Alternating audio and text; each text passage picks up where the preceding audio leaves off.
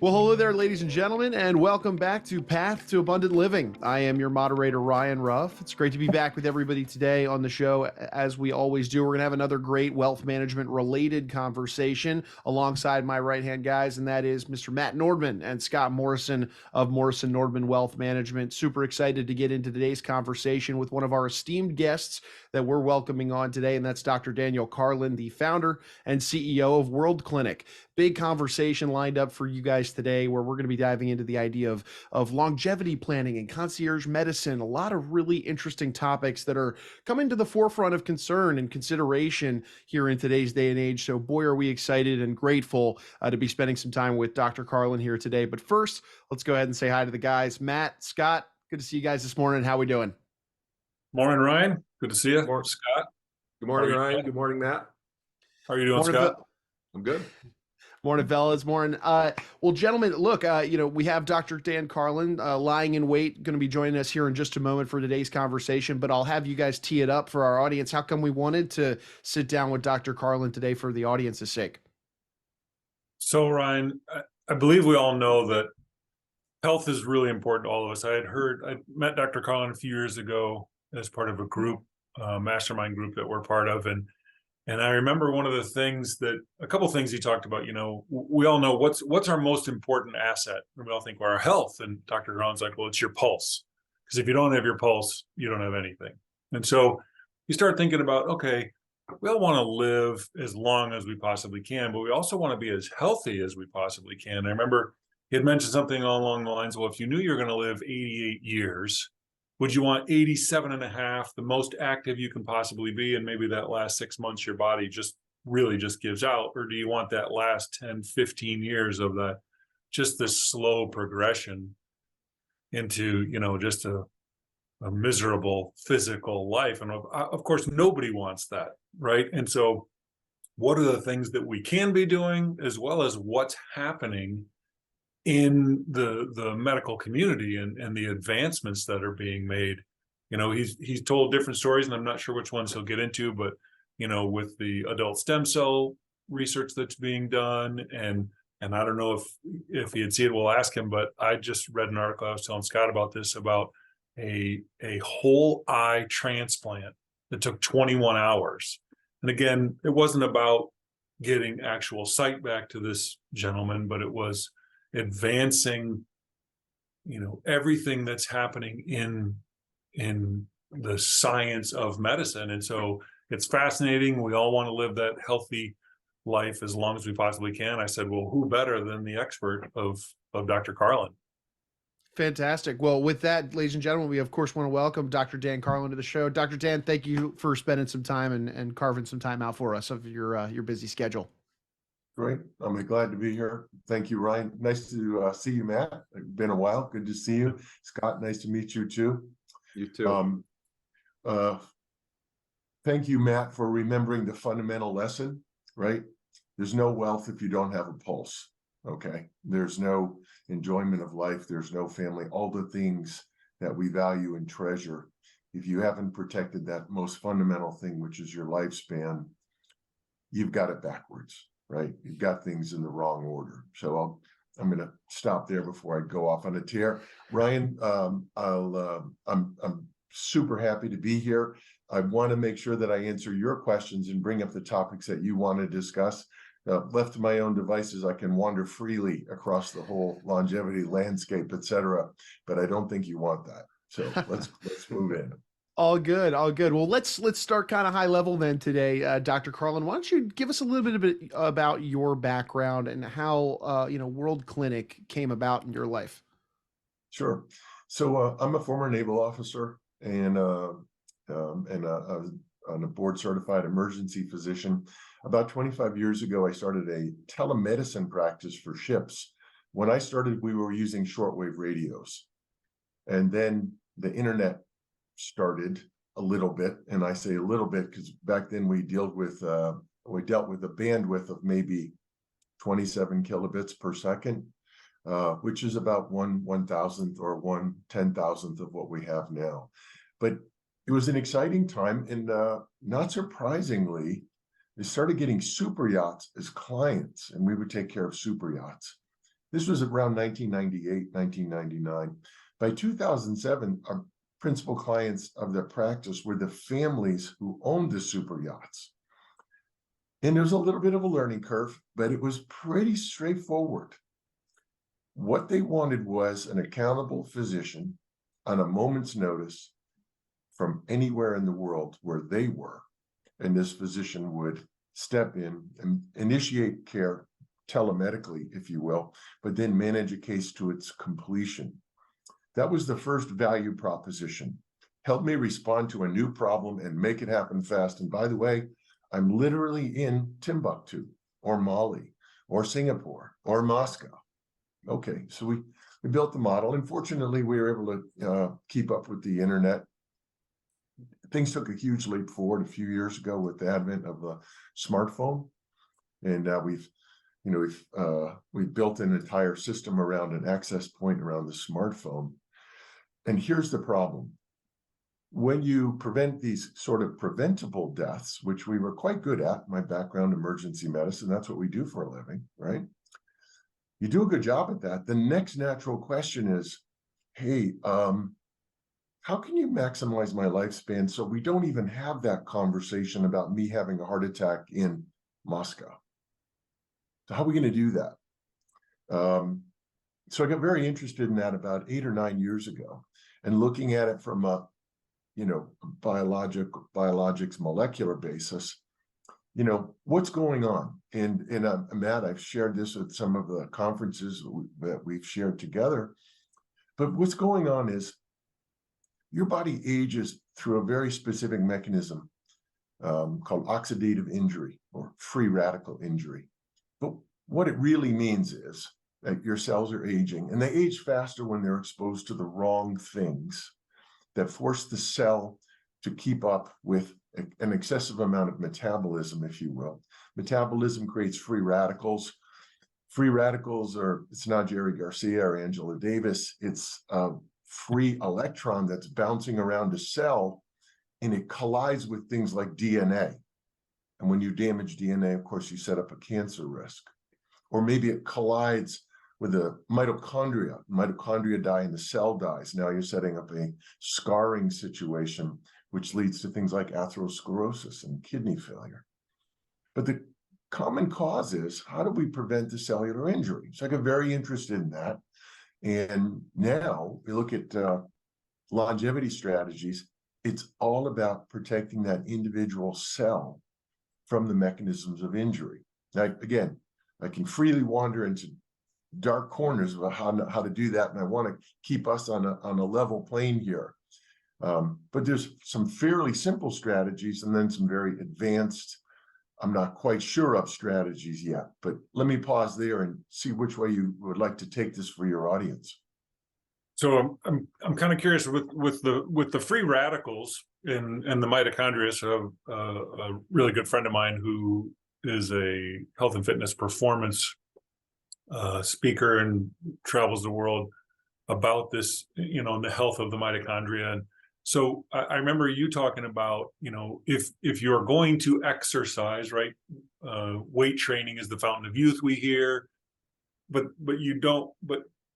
you hear people who will do I'm going to do a 100-miler, right? The ultra marathon, and too much, quote unquote, too much exercise might be more damaging than beneficial, because now you're creating too many free radicals.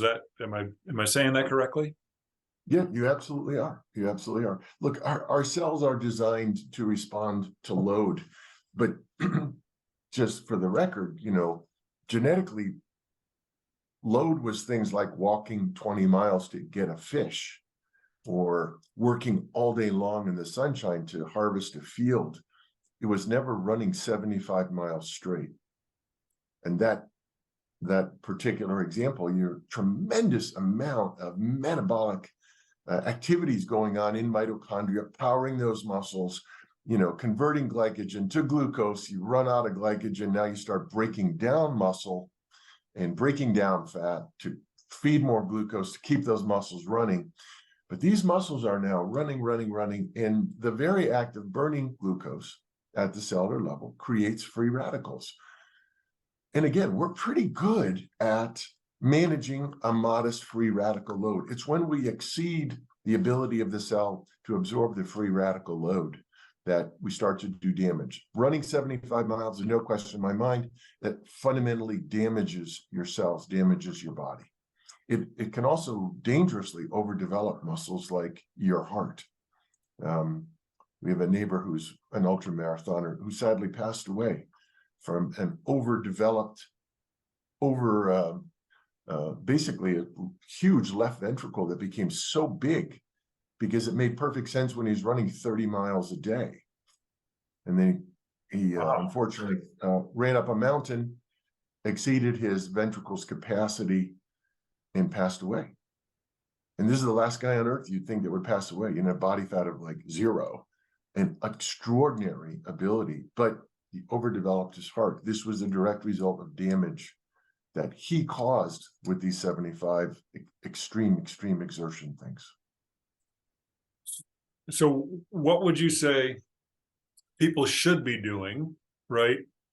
And instead of going that route, I know you talk about the Mediterranean diet and a few things, what are things that people can be doing now, like you're referencing earlier, to kind of have that, quote unquote, healthier lifestyle? I don't know why I said quote unquote, but you know what I mean? It's kind of like, okay, well, we all know the things, but what are the things that you're recommending to people to have that, wonderful life? Let's do the simple stuff first, and then we'll get into some interesting corners of longevity.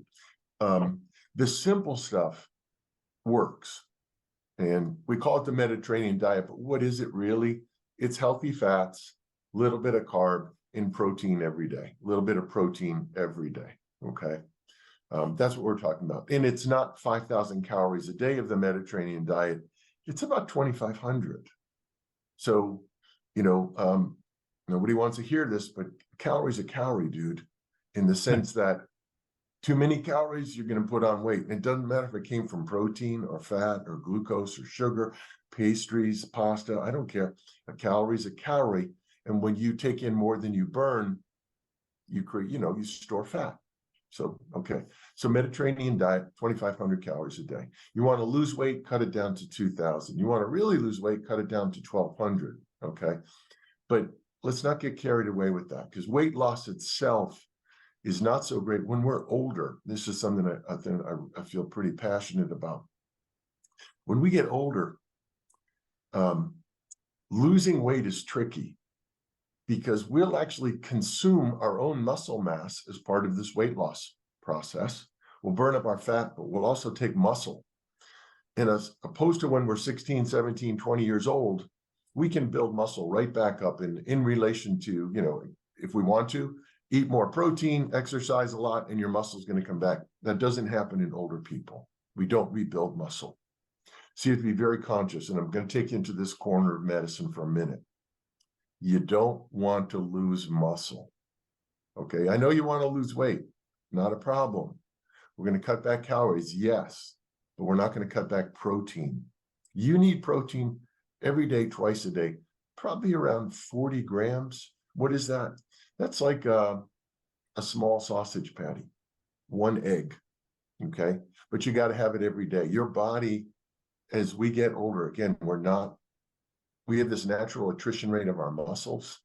And unless we keep up with protein so the body can easily rebuild muscle as it's lost, we will lose more muscle over time. There's an inevitability to it, but if you want to slow the muscle loss, a little bit of protein every day. Notice I didn't say 4 hamburgers and 10 sausage patties. Right. No, you're just going to burn that off. And again, calories a calorie. But I do want everyone north of 55 to be aware, protein twice a day, breakfast meal and the dinner meal, can actually forestall and slow down the loss of muscle. Okay, part 1. Let's talk about weightlifting for a second. Lightweight's good. Heavier weights, a little better. Extremely heavy weights, very bad, right? I literally have patients who are coming to me at 65 and they're doing clean and jerk, right? These maneuvers with 180, 200 pounds. I'm like, are you out of your mind? You have a spine to protect, you have hip joints to protect, your elbow joints. We're not doing that anymore, but we are doing curls, right? We're doing curls 15, 20, 22 pound to the point of exhaustion and drop the weight, right? We're doing leg lifts with maybe against resistance bands, but we are loading these muscles. We are forcing them to do their job, and we're taking them to a point of near failure or at least exhaustion. And you know when your muscles are exhausted, like that last rep, like, okay, put them down. You don't, look, you're not 19, okay? But take them to that point of fatigue, put them down. The benefits are very clear here, okay? Your muscles are going to last longer and your skeleton's going to be stronger, okay? This is super, super important. I see tons of osteopenia, basically washed out bones. How come? You're not moving around anymore. We're not resisting anything, right? So we need to resist, like we're doing modest weights. We're not doing 100 repetitions. We're doing 12 to 20, somewhere in that range. And that should be your guide of what weight you should be lifting. If you're exhausting between 12 and 20, you're in the right range. If you're exhausting at 60 or 70, you're in the wrong range. Okay. So that's my corner about that. Can I give you one more thing? Oh yeah, we yeah, leave? definitely. Yeah. All right. This is a fun thing to watch, and I'm just starting to see it pop up all over the longevity space. It has to do with balance. You know, our balance as we move through the three-dimensional world of stairs and steps and hillsides and you name it, right? Three things are working: our eyes and our middle ear, right? Which is a position sensor in your middle ear. And then there's actually little position sensors on the bottom of your feet called proprioceptors. These three things, eyes, middle ear, proprioceptors, this is what keeps us on our feet. Unfortunately, they tend to degrade over time, right? When they degrade, you can kind of see what's coming. You're going to fall because your balance stinks. And fall is, I think, number 3 or number 4 in cause of death now in older people. Took a fall, usually hit your head.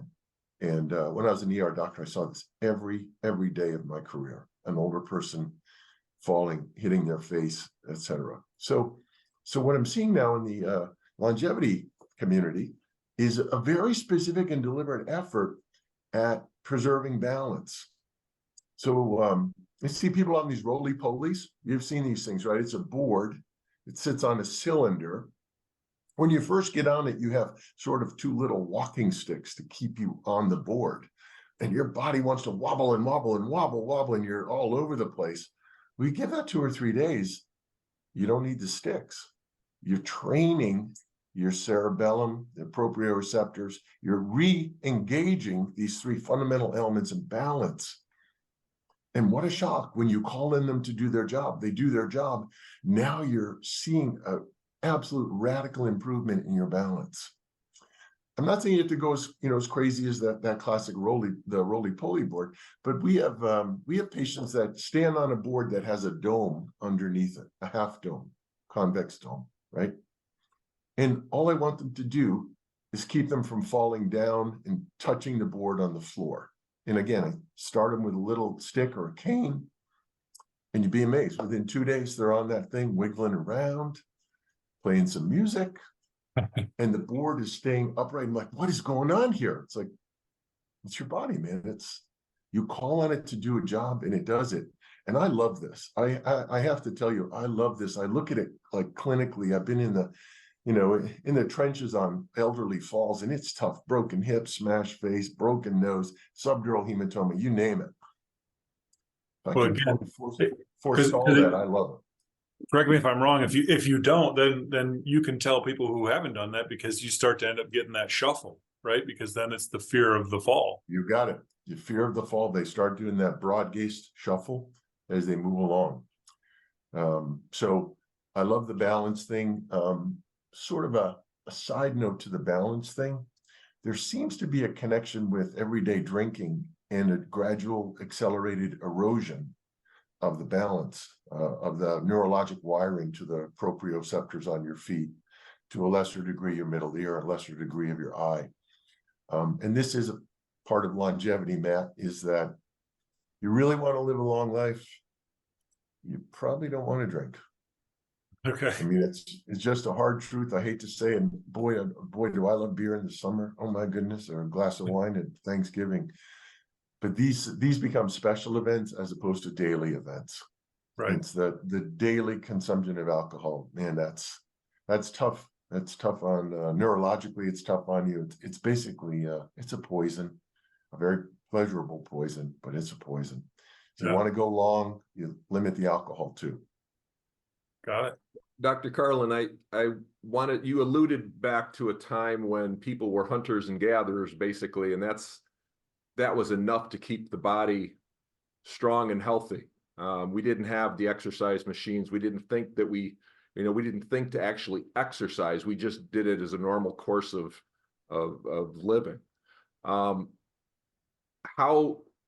important is that today? If I'm out, for example, mowing my lawn as opposed to riding a mower, I'm pushing that mower.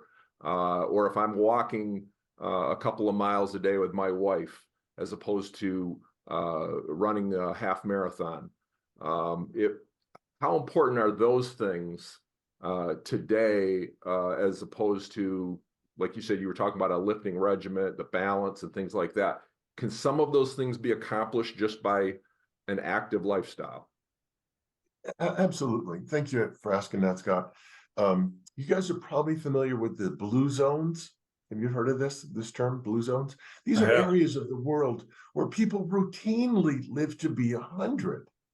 Like, what is going on here? Oh, they're just lucky genetically. It's like, no, some of these places is a huge genetic mix going on.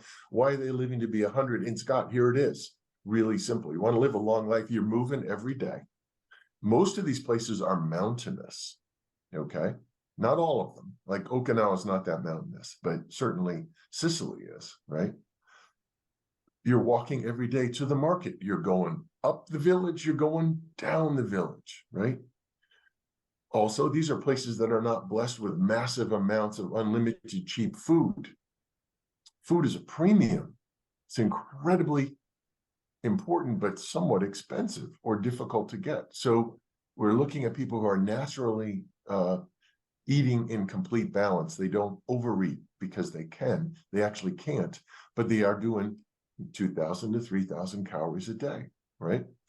And now here's the final advantage, and this is why I love what you just said. The final easy piece of longevity is it's social. This is super important. You walk with your wife. You go see your friends, right? You're doing something together. You're playing 9 holes of golf. I hope you're walking, or maybe you have a caddy. But even if you're not, even if you're in the golf cart, keep the golf carts on the path. You're walking to the ball, whatever it may be. The point is, you're moving, and it's fun because you're with people that you want to be with, right? And this is really important. If you don't enjoy your exercise, I assure you it has a limited lifespan itself. At a certain point, you're not enjoying it. It's like, oh, I got to chuck this. So when you think about strategy for exercise, you have to make it enjoyable. You have to make it enjoyable. You like hiking? Go hiking, man. That's good. You'll live forever if you're a good hiker and you enjoy it and it's a happy thing for you. Absolutely. You like cutting the grass or whatever it is, please do that. Again, a calorie is a calorie. I want you to burn as many as you can, but I also want you to do it in a situation where you know you're going to do it over and over and over again. It becomes a habit as opposed to do this for a month or two and I hate it and then I quit it. Pleasurable habits have the tendency to endure. So connect your exercise to pleasurable habit. Noted. So if we can kind of shift a little bit, I believe we've had the discussion that our current healthcare system is much more reactive than proactive. And so how does someone like you in the World Clinic, if I go for my annual physical, I can't tell you the last time I actually saw the doctor, right? It's the PA every time. And so So how do people, what are the benefits of concierge medicine, and how does that integrate with your current, primary care physician, or, kind of talk about that a little bit, if you would, please. Yeah, boy, there's so many things in trouble in the US healthcare system right now, Matt.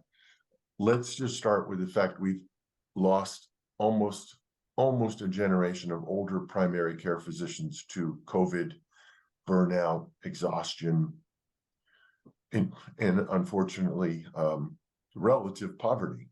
Meaning, and by relative poverty, I mean family practitioner is making 1/8, 1/10, 1/20th of a busy orthopedic surgeon. And they all endured almost the same training. Orthopedic might have a year or two more residency training.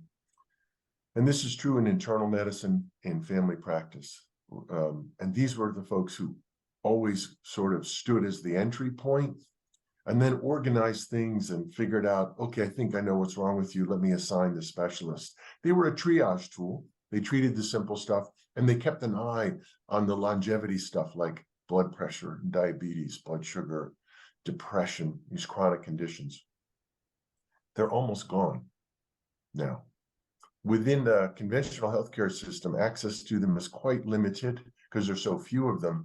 And we've tried to replace them with what they call mid-level practitioners, nurse practitioners, and PAs, many of whom are quite good. But just to be clear, 5 years of training as a nurse and to become a nurse practitioner, no classic board certification or residency program.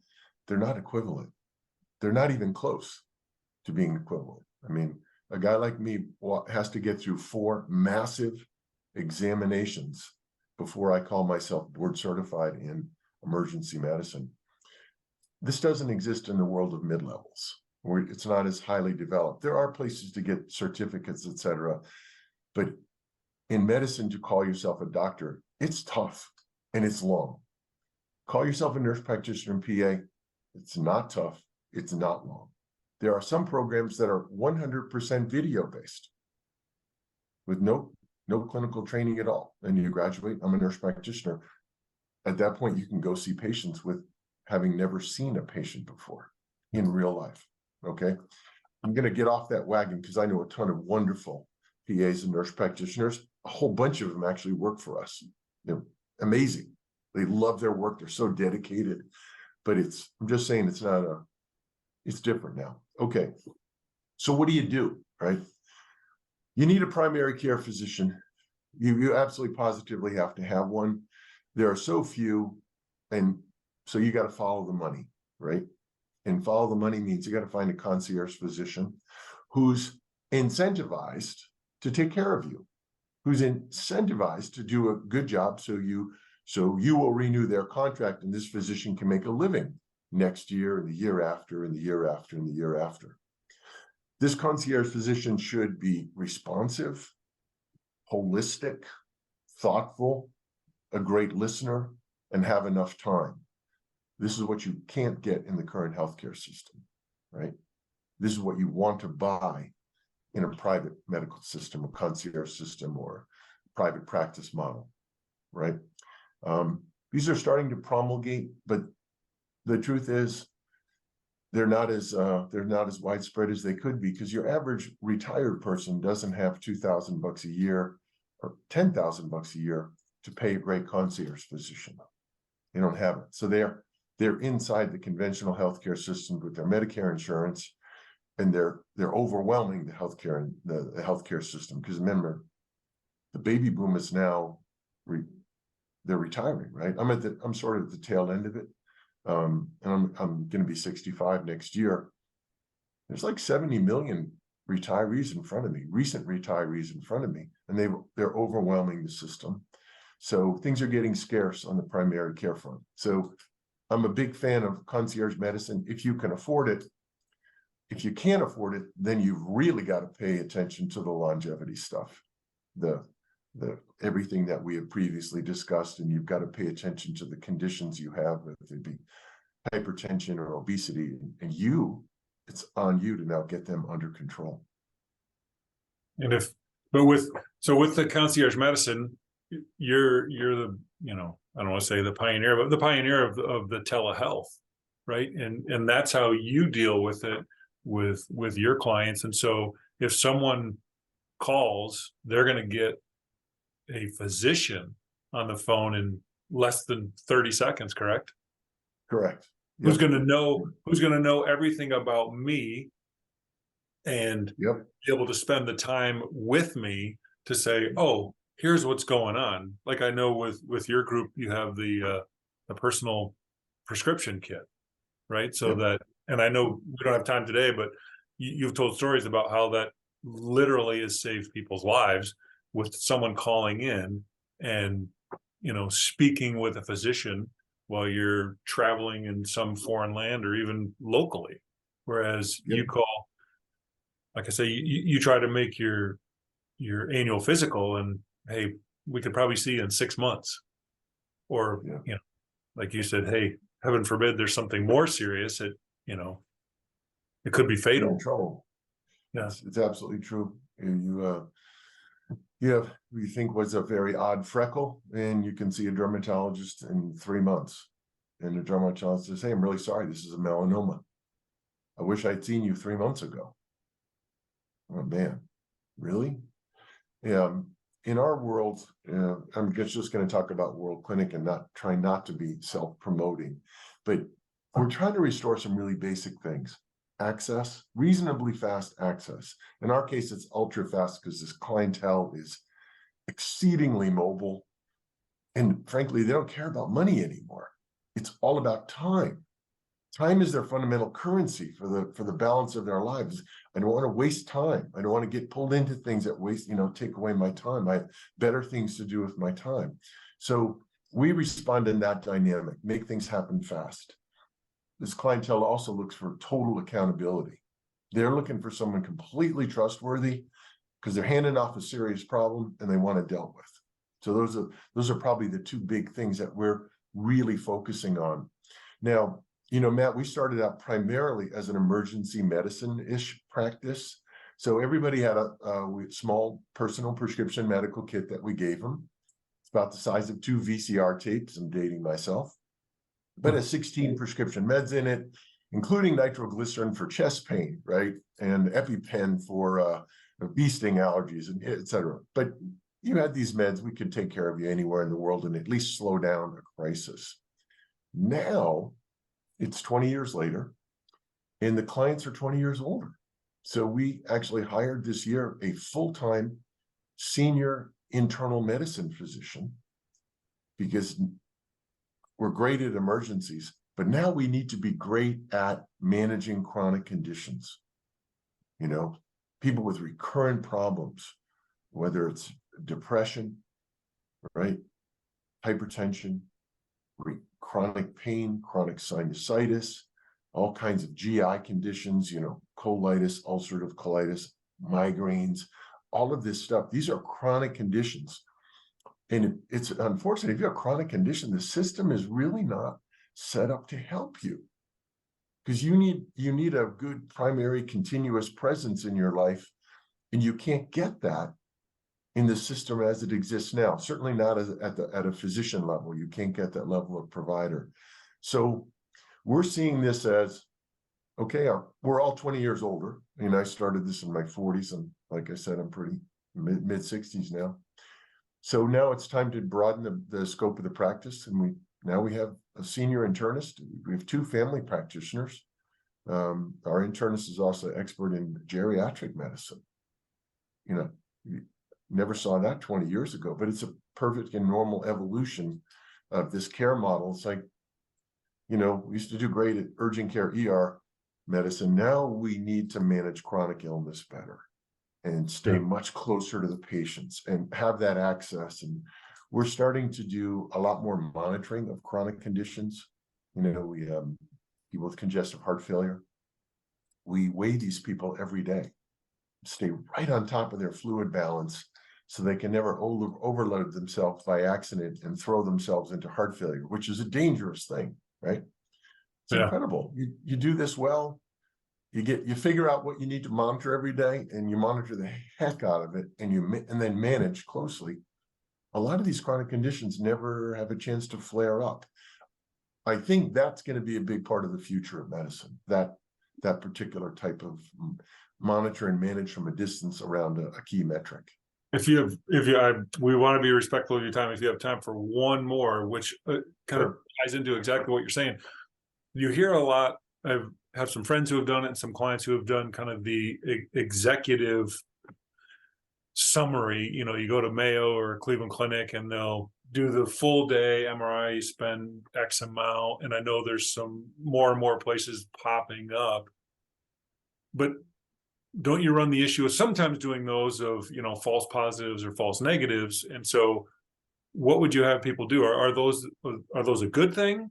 Or, you know, what would you have people do, you know, to kind of maybe quote unquote catch those things, whether it's the, you know, sequencing of your DNA to say, oh yeah, you're predisposed, you know. You know, if you can, you know, in the short time, again, I want to be respectful of your time. There's a ton of stuff out there, these sort of one-day medical events. Now, I'll tell you, I love an executive physical. In particular, I love an executive physical done by the Mayo Clinic or Cedars-Sinai, because the information is incredibly well organized. And we have a bunch of patients that cycle in and out of the Mayo Clinic in their executive health program every year. It's wonderful because you get this incredibly detailed snapshot. And that's the hard part. It's a great day in the life of picture of one day in the life of, right? But it's pretty darn good information. The tricky part is, and this is the essential part, you have to couple that with then ongoing access, and someone, provider, is going to respond to whatever was found to be pathologic in your executive physical. There's always something in there like, hey, you got a nodule in your chest. Yeah, we don't think it's cancer, but you should have a CT scan in 6 months to make sure it's not. Okay, that's good medicine. Who's going to make that happen? Right. Right? You're like, whose job is that? Who picked up that should be on a calendar somewhere? Now you've left Cedars-Sinai, Cleveland Clinic, Mayo Clinic, whatever it is, and they're not the ones that are going to, you know, you came in for your one-day event, you had it, now you're gone. They're not picking up the details, if you will. So it's marrying an executive physical with a really good primary care, concierge care, or connected concierge like me. That's a very, very effective solution. You know, you sample everything once a year, identify your problem areas, manage the heck out of them, monitor them very closely. And that's pretty much healthcare in heaven. That's as good as it gets. So how would someone, Dr. Carlin, reach out to you or take that next step to add that kind of care to their life? Sure. So fairly straightforward. I mean, we have a wonderful website, worldclinic.com. Certainly, and the website's got all kinds of interesting information and little media stuff. It's great. Alternatively, you can shoot me an email, or actually shoot it to Jeff Carr. Jeff is our business guy. Jeff will have the bandwidth to take your email. So send it to jcarr, JCARR, at worldclinic.com. And I assure you, Jeff is the world's most diligent man. When someone has an inquiry, it will end up in front of one of our doctors the same day. So shoot Jeff an email. He'll get you plugged into us. We're always happy to have a conversation. You know, we often start our conversations with someone who says, hey, I have a problem. What do you think? You know, I was told I have this. What do you think?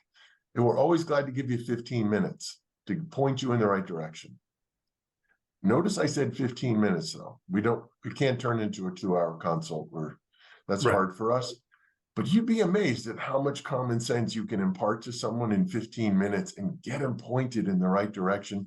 And look, sometimes what we do makes sense. Sometimes it doesn't. Sometimes it's like, and I've had this conversation with people say, you need a concierge physician in your town driving distance to your house, who is affiliated with the hospital that you go to, because you're not going to need just primary care. You're going to need specialist care and someone to ride herd on it very closely. So I'll send them back. And in some cases, we'll help them find someone, that kind of thing. But World Clinic is not the solution to everybody. It is a good solution if you're in motion, you have multiple homes, and you want immediate, instant accountability, but not everybody needs that. So, okay. Well, thank you so much for your time. Greatly appreciate it. I could ask 50 more questions about all the stuff that you've touched on, but we've taken way too much of your time already. So thank you very much for being here. We greatly appreciate it, as do our clients. My pleasure, guys. Anytime. Alrighty, folks, there we have it. Dr. Daniel Carlin, founder and CEO of World Clinic, joining us here on the podcast today. Great conversation surrounding, gosh, I've felt like a lot really with regard to healthcare, concierge medicine, where healthcare is even kind of going in the future, and what you really should be considering for yourself.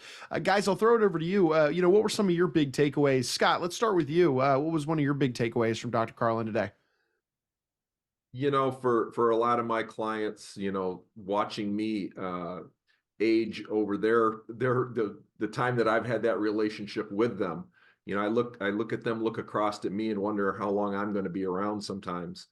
And what I came away from this was some of the things I hate the most is what I'm looking forward to the most right now when it comes to modern health and medicine, because the idea of all the technology that we've had to navigate through, I think this is one place where virtual medicine is going to make a lot of sense, just by the sheer fact that there's not as many, family medicine doctors available, as he alluded to earlier on. I'm wondering what's going to happen when my primary physician retires. What am I going to be left with? So this gives me some hope that, even though it might be on more virtual, more, technical based, the idea that I have instant access to somebody is refreshing. It's something to feel good about. Mm-hmm. And Matt, what about you? Ryan, having spoken with and seen Dr. Carlin speak multiple times, it comes back to, and I don't know if he was the one, whoever said it, it's, a person with their health has 1,000 dreams, and a person who doesn't have their health has but one. Right. And so of all the things that we should be doing, knowing that you could have someone like a Dr. Carlin or his group, or, someone in your community that can help you navigate these potential issues that you might have, or help you reach that, unbelievable physical life that you can have, and mental life, which would even touch on the mental health aspect of everything that's happening. Knowing that, like Scott was saying, with the technology of a telehealth, right, someone that you can have that relationship with, instead of someone walking in the room going, "Oh, who is this again? You're Ryan, right? You've been to that practice 15 times," and they're like, it's like you've met him for the first time, and what are you here for? Sore throat. Okay, there you go. Right, or whatever the case may be. So, he didn't get into it and wouldn't want to a whole lot, but I don't want to say the system is broken. There's a lot of great people that work in the system, but as he alluded to, with 70 million baby boomers, there's not enough resources. With the number of family practice physicians that are retiring, as well as not enough coming, down the road. There's a lot going on in the system, but having someone or a group like that in your corner is only going to benefit you. And so knowing that there's a lot that can be done. It's not this, oh, woe was me, and bury your head in the sand. There's a lot that we all can do personally, as well as then have someone like that in our corner. Very much so. Dr. Carlin, just a brilliant mind. I mean, we could just let him go, frankly. I mean, just Right. so easy to listen to, and just so much knowledge, up there. And What'd you take away?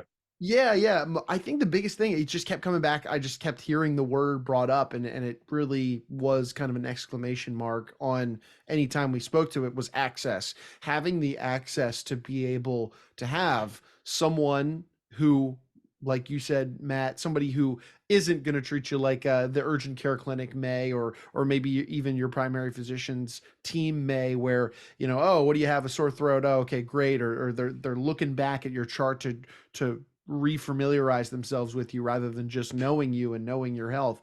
That is a big part of it, but then the access part of it is also equally as big. I mean, we all hear of these stories, maybe from family, friends, and whatnot, where you're traveling and something happens, something that you could really use your physician's insight on, and you got to play. You got to go through the secretary or the receptionist and hope that they're in and hope they have time to talk to you. But when you leverage a concierge medical solution, the ability to have that access to your physician who knows you like the back of their hand, is just an unbelievable piece of value for you, your family, your overall health. So, really an interesting topic when you dig into the benefits of concierge medicine. And I think Dr. Carlin did a really nice job of putting that on display, obviously kind of on a surface level today. Cause I mean, if we got deep into the weeds here, we need several hours with Dr. Right. Carlin. Right. But man, the benefits of concierge medicine just or almost feel endless. I feel like. One last thing I think that I came away from feeling very excited about was, in our own practice, having developed a professional network, that word coordination, where we're coordinating financial professionals, whether it be a CPA or an estate planning attorney, and ourselves, but ourselves knowing that client intimately enough to be able to coordinate those kind of benefits around them, plays very well to the same kind of thing that we're talking about here with our health. Where somebody like a Dr. Carlin being able to coordinate specialists and coordinate people that, can be more targeted to whatever your particular, health issue is. I just think that that's, again, where the technology is really going to be in our favor in the future, where we're going to have the ability to coordinate those kind of things. Agreed. And guys, I know you have conversations with your clients regularly, yes, about wealth management solutions and their goals for life, and how those solutions, how their financial plan will allow them to achieve those goals. But look, those goals are nothing without their health, and that is obviously a very, very important factor in some of those goal related conversations. So for anybody out there in our audience that benefited from today's conversation, they took a thing or two away from Dr. Carlin, and would enjoy a conversation, let's say with you guys, to talk about where health plays a role and meets at the intersection of wealth, what would be the best way that they could get in touch with you guys and just open up that dialogue? Two ways, Ryan. Traditional way, phone call 517-333-7967, or go to our website, morrisonnordman.com, and click on it. You can schedule a 15-minute, kind of similar to what Dr. Carlin was talking about, a 15-minute kind of get to know you call, and see how we can potentially help. Fantastic. Well, I appreciate you both. Thanks for carving some time out of your busy schedules. We'll let you get back to serving clients, but we'll see you on the next one. Thanks, guys. Hey, thanks, Ryan. Have a great day. See you soon, Scott. All right. All righty, gentlemen. Well, hey, look, folks, we want to take one final moment, as we always do, and thank you all for stopping by and spending time with us on the podcast today. If you took some value away from today's conversation with Dr. Carlin, make sure you hit that subscribe button then on the platform that you check this out on today, so you don't miss out on future conversations just like these, where we unpack, if it's not wealth management solutions, other interesting conversations with leading professionals out there in the world, so that you and yours can come out better for it on the other side. Before Scott and Matt, I'm Ryan. We're going to go ahead and say so long, but we appreciate you stopping by and being with us on Path to Abundant Living.